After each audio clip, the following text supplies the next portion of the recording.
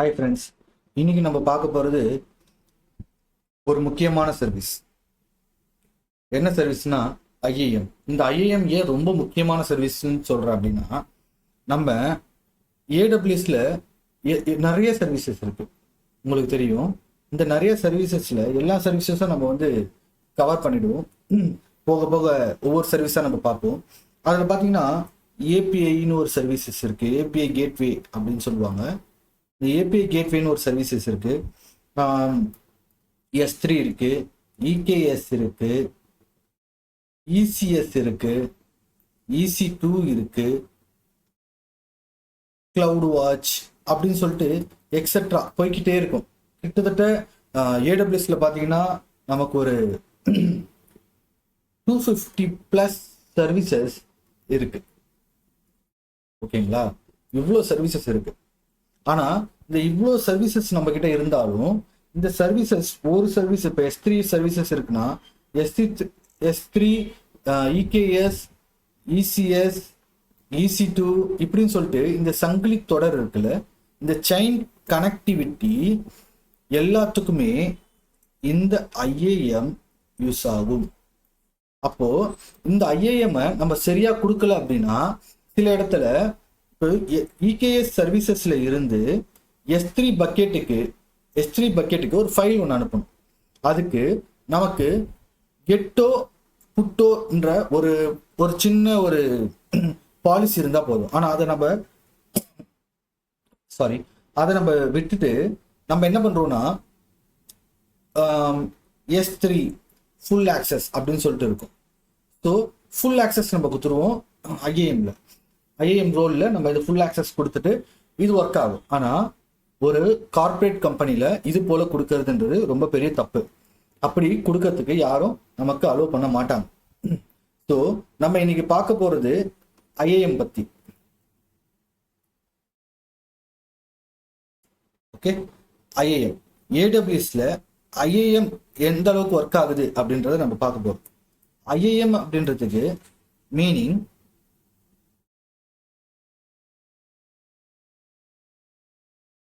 Identity and access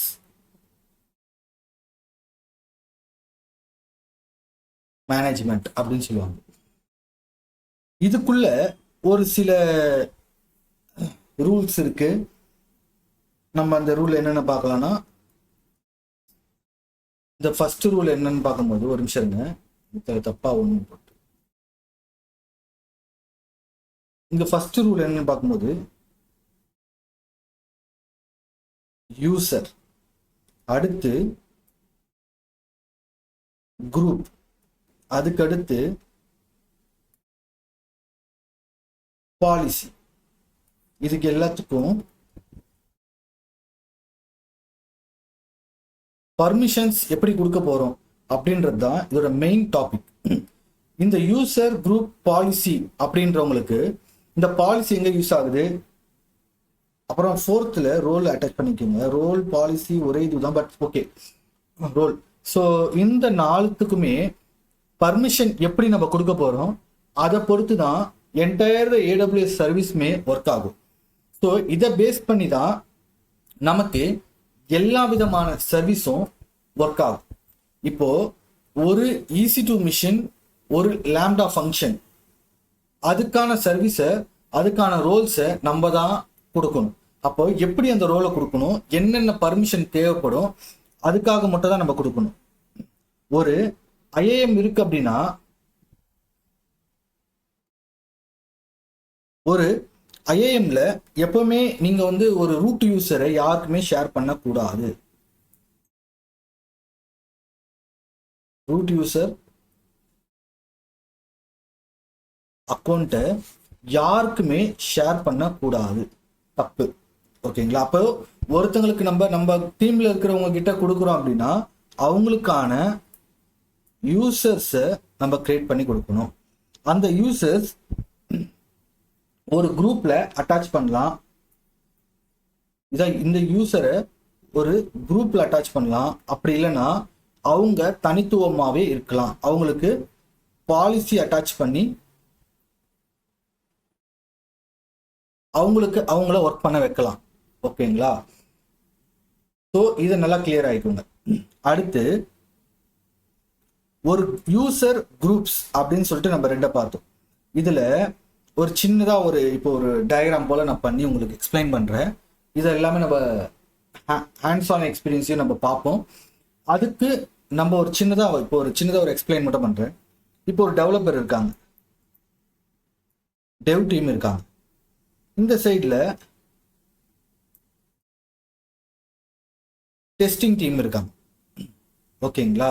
இப்போ டெவ் டீம்ல நான் யாரு அருண் அப்படின்னு சொல்லிட்டு 2 பேர் இருக்காங்க. இப்போ அதே போல டெஸ்டிங் டீம்ல குமார் அப்படின்றவர் இருக்காரு, அப்புறம் டேவிட் அப்படின்றவங்க இருக்காங்க. இப்போ இவங்களுக்கு ஒரு குரூப், இது ஒரு குரூப். ஓகே, இது ஒரு குரூப். அதே போல இதுவும் ஒரு குரூப். சரிங்களா? இந்த 2 குரூப்லயுமே ஒவ்வொரு பாலிசி ரன் ஆகும். இப்போ டெவ் டீம் ஆக்சஸ் பண்றது பாத்தீங்கன்னா அவங்க EC2 மிஷினை மட்டும் ஆக்சஸ் பண்றாங்க. EC2 மிஷின்ல அவங்க ஆக்சஸ் பண்ணி லாக்ஸ் செக் பண்றதுக்கு EC2 மிஷின்ஸை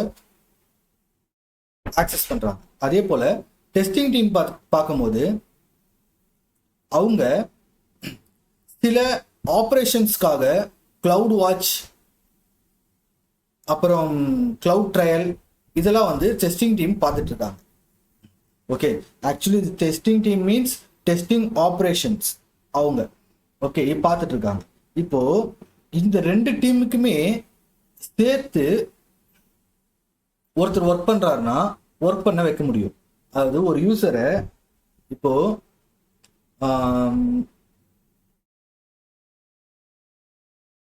நிர்மல்னு ஒரு யூசரை, இந்த யூசரை நான் இந்த குரூப்புக்கும் அட்டாச் பண்ண முடியும், இந்த குரூப்புக்கும் அட்டாச் பண்ண முடியும். அப்போ ஒரு யூசரை மல்டிபிள் குரூப்புக்கு நம்மளால அட்டாச் பண்ணி வைக்க முடியும்.